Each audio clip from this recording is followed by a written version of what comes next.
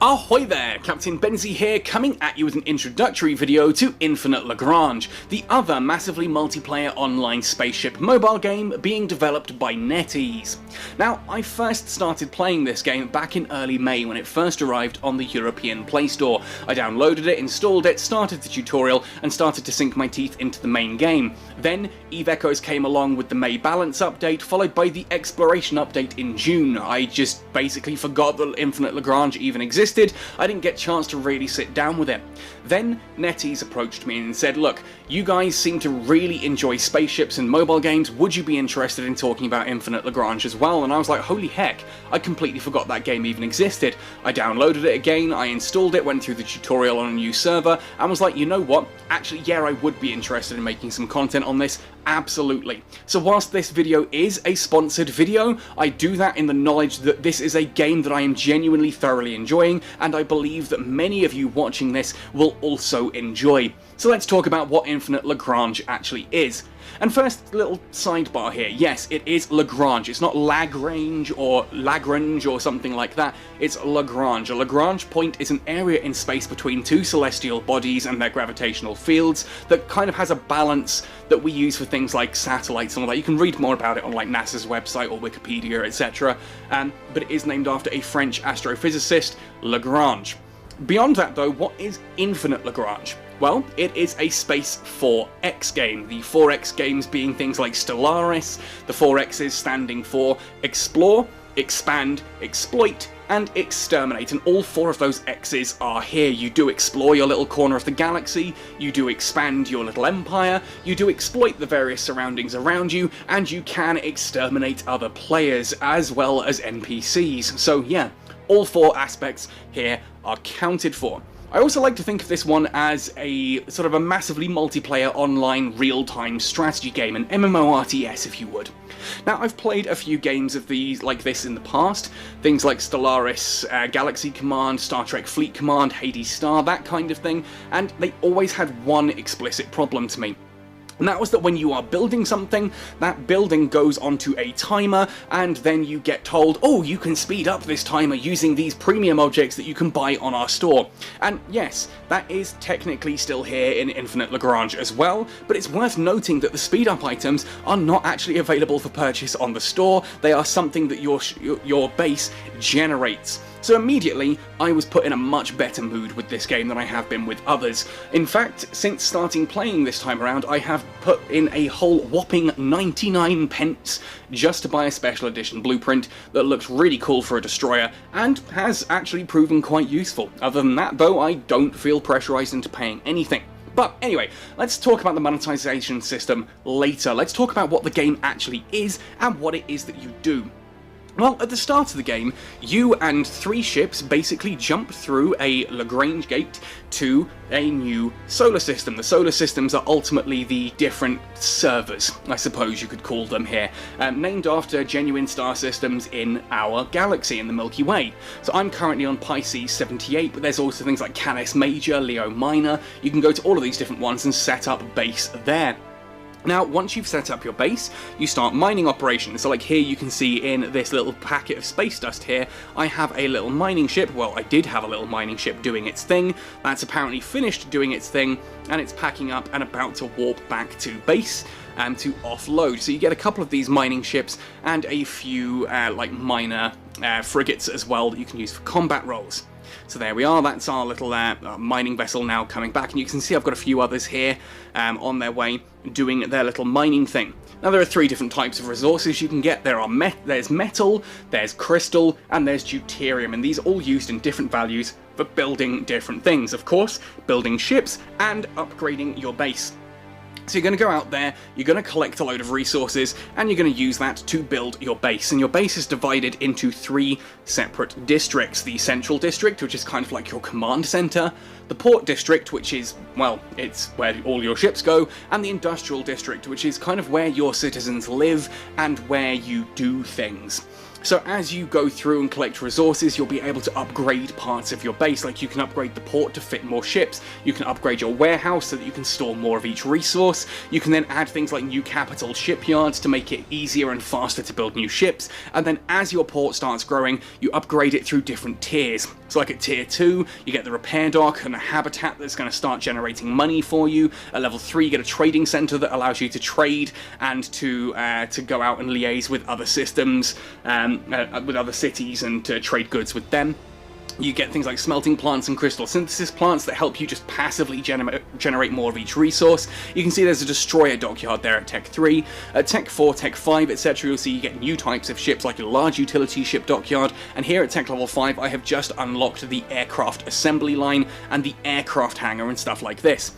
So the concept is that basically you start to build and upgrade your base. And whilst you're doing that, of course, you need to be gathering resources in regards to mining and things, so you set up these different operations, these little circular areas, and so you can see I've got an operation set up here, where this particular ship is flying back to mine on our metal zone here, plus we've got a small little metal zone to the side, and a couple of deuterium asteroid belts in there as well, so we're gathering those resources and doing their thing. Now, in addition to this as well, you do have your combat ships. So if I were to jump back into the base here and have a look at one of the fleets I've got set up, big fleet here. You see I've got tons of different ships in this. These are all essentially frigates and destroyers. I haven't unlocked the ability to use cruisers yet, but they all do different things, and you can send those off out to combat, which I will do now, just to demonstrate how this kind of works. So I'm going to look, and there's a privateer fleet here, which is an NPC fleet. So I'm going to put down a new operation, which, as I said, is kind of like a circular area you use to denote that that's where something can happen. So we're going to drop that here, and then I'm going to send my assault fleet in to absolutely ruin their day. Now that has a timer. You can see at the top left here, 2 minutes 25 seconds and counting down whilst that little fleet moves into position. Can I speed that up? No, I cannot, which is a key important point here with this. I know a lot of people don't necessarily like these timers, but the idea is that this is a real-time strategy, and I do mean real-time. You are sending your fleets out into different areas, and you need to be able to manage all of that. You manage your action points, and no, you cannot buy more action points. If you run out of those, you do genuinely have to wait. There is no heavy money grab here going on whatsoever. It is just sort of that illusion of actual time and weight behind your decisions, that you've got to send these guys out, you've got only so many actions you can perform in a certain period of time. So you need to think about your actions carefully and plot ahead. Don't just send a guy out to start mining something, then cancel the operation and send him somewhere else and all this kind of thing. That is not an efficient use of your resources. Now, of course, there are tons of different types of ships, and you can see here under the ship blueprints, I've unlocked a couple of cruisers, a couple of destroyers, some frigates, and a corvette. At the start of the game, you will only have the FG-300 multi-role frigate, and I do love these menus. I just think that's gorgeous. The ship design is a little bit blocky and samey. It's a little bit safe for my personal liking, but I do quite like them. I'm not saying that, you know, these are bad designs. Just, I wish there was a bit more oomph to them. They're all very blocky, I think is a word we can use, but the actual upgrading system in this is insane. As you send your ships out into combat, they will of course gain experience. As they gain experience, they level up, you increase your blueprint level, you earn tech points, you can then put those tech points into the different systems of that ship. So here, for example, on the multi-role FG-300, you can see that I have enhanced the armor system a couple of times with the kernel structure enhancement, giving it 10% additional HP, and armor hardening process, giving it an additional resistance of 3. It's not just like that though. If we go into the weapon, you can see there's all kinds of different upgrades we can add to the weapon directly. We can actually even go to the actual turret and start upgrading it using certain blueprints there, and I will cover that in a Catskull Academy-esque video where we talk about how everything here works. And as you go through the game, you start researching new blueprints, and you'll unlock things like the Recon type FG-300, which is a lot less armoured but a lot faster. Also has ridiculously good anti-air defense, which means that early on in the game you're going to mainly use these for scouting areas, setting up liaisons and trade, etc. But you might later on want to use these as a way of providing anti-air defense into a fleet. We then have the armoured type, which is one of the best ships to go for early on. This thing has an insane amount of armour and resistances. These can stay alive and take an absolute brunt of battle for a long time. Now, to talk about the battle, hopefully we should be nearing combat. There we are, 12 seconds, 10 seconds. We've now entered battle here, so we can go in perfect timing. Now, first things first, I have to say this game is absolutely gorgeous, and as you're flying around, you'll see that when you view in on a zoom like this, you do actually get to see all of the different asteroids, etc. around you. Now, let's look at the enemy fleet, which is going to be getting absolutely wrecked because I've just grouped everything up into one massive fleet. But here, like for example, is a Boreas defense destroyer that is getting absolutely hammered by my fleet. You don't actively engage in combat. It's not like EVE Echoes where you fly your ship and you activate the different weapon systems. Here you have your front, middle and back rows, and different ships will shoot at different things. So you can see here, like if I tap on one of these, the orange ones are the ones currently being shot at by who. So here you can see that this armoured frigate is being shot at by a Boreas defence destroyer, and they will sort of compete. I do have in my back row currently on here some Tundra destroyers as well. Let's actually have a look at one of those because these are really cool ships. There they are, and these send out like UAV drones that essentially start repairing the ships in your fleet. Very useful little ship, but I love the graphics. If you have a device capable of going right up to maximum settings, this game is absolutely stunning. Just genuinely, I'm in awe every time I stop and actually have a look at any of these things. But as this fight goes on, and eventually once we win this fight, we'll earn some like experience onto the ships themselves, plus hopefully some skill chips which we can use to sort of upgrade individual ships and increase their level. So if I come into the ship blueprints, for example, having recently come across the Mar Tranquillatus, I can actually go into this and I can start enhancing it with things like increasing tech points. If I have any tech points I can throw in, the weapon adjustments, I can actually upgrade the blueprints and do all kinds of stuff here. There we are.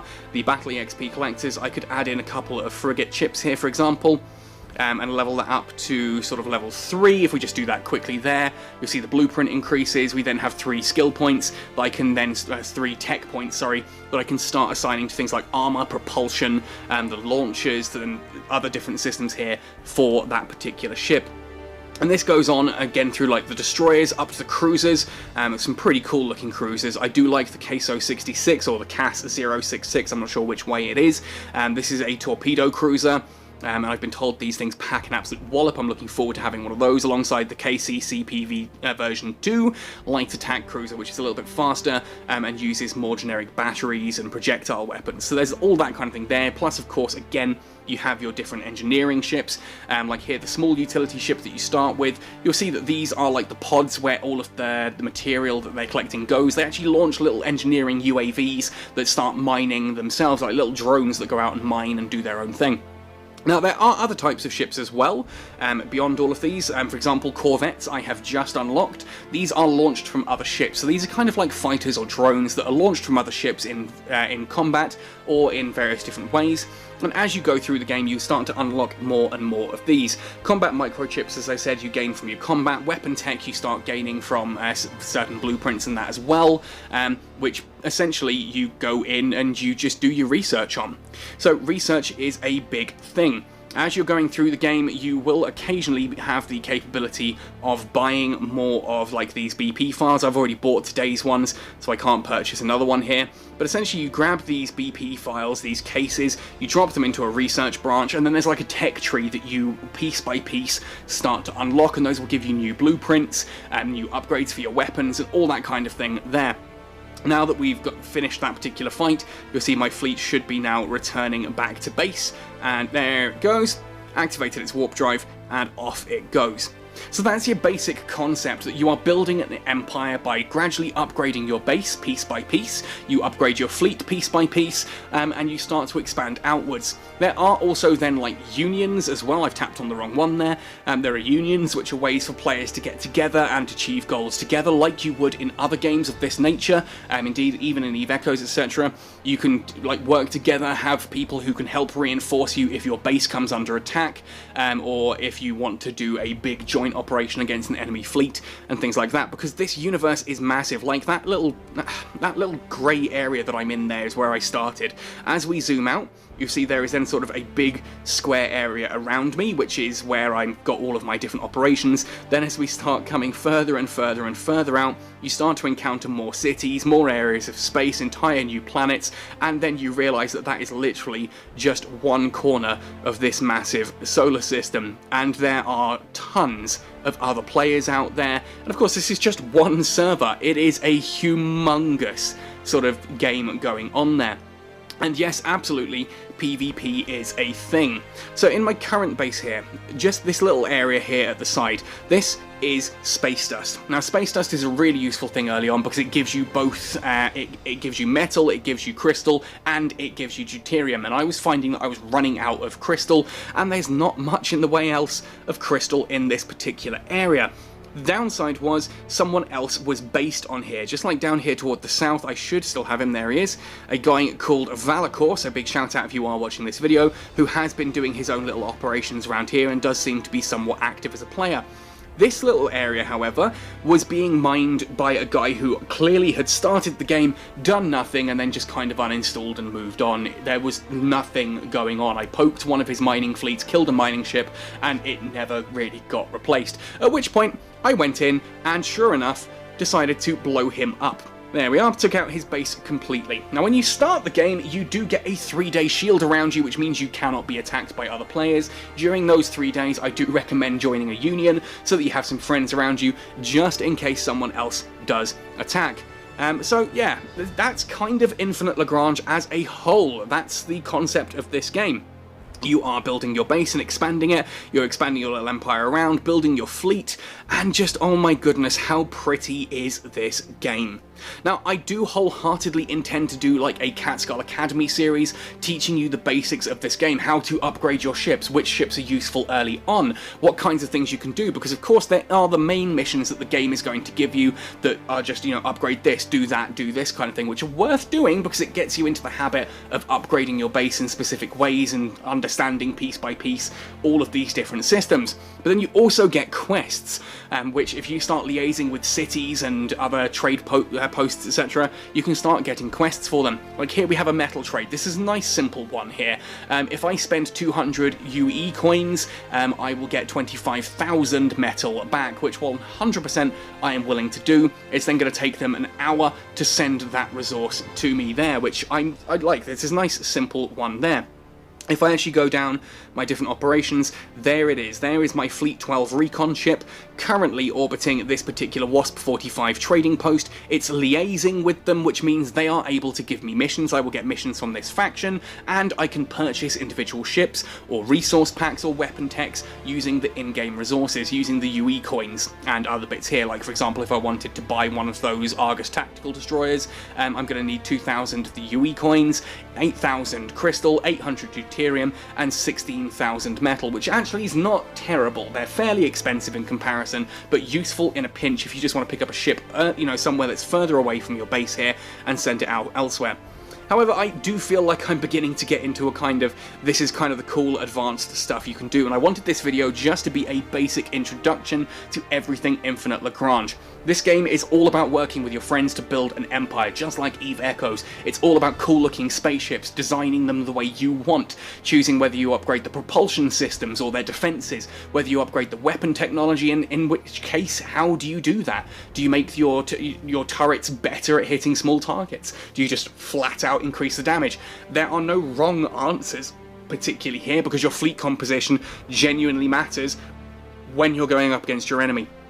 There is a lot going on in this game, like a lot that I could sit here and talk about for absolute hours. All I want to do today, though, is just to say to you guys, give this one a try. Genuinely, if you are into spaceship-based games and you are playing on mobile, this is amazing, and I think it is a perfect complement to a game like Eve, because I can essentially set up my queues. You can see that here, if I had any more space or things I wanted to build in my military port, I can have those being produced. I can open up all of my, like, you know, my base building here, and piece by piece, I can start to actually upgrade all of these as well. So like for example, I'm going to add the Airspace Defense Command Center. There's now an hour and 50 minutes before I can do anything. It's great. I can just now close down the app, I can play Eve Echoes for a bit, and then I can come back to this when it's done. It is a great little thing just to jump into and out of from time to time, or to spend hours in one go if you have the intent to.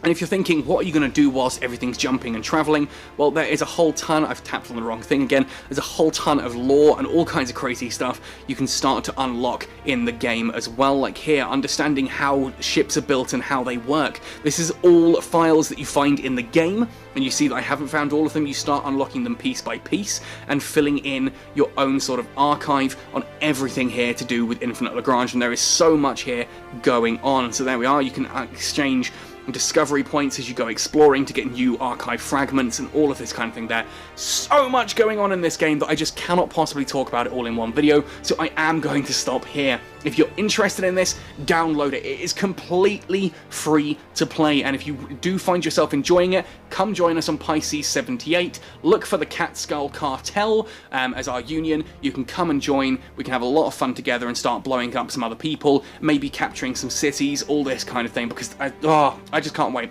I really, really can't wait. And if you're confused by it all, again, the Catskill Cartel Discord will have Infinite Lagrange channels opening up very, very soon. There is, of course, the Infinite Lagrange Discord as well, but I will be opening up channels on my own Discord. From there as well, I will also be working on a load of Catskill Academy-style tutorial content just to help you folks get started in this exciting new universe. But that's my thoughts and opinions. Let me know what you think. Have you been playing this? Have you dabbled in games like this in the past? Are you excited by this? What do you think? Let me know in the comment section down below. Otherwise, I hope to see you in game very, very soon. Happy sailing, and see you in Infinite Lagrange.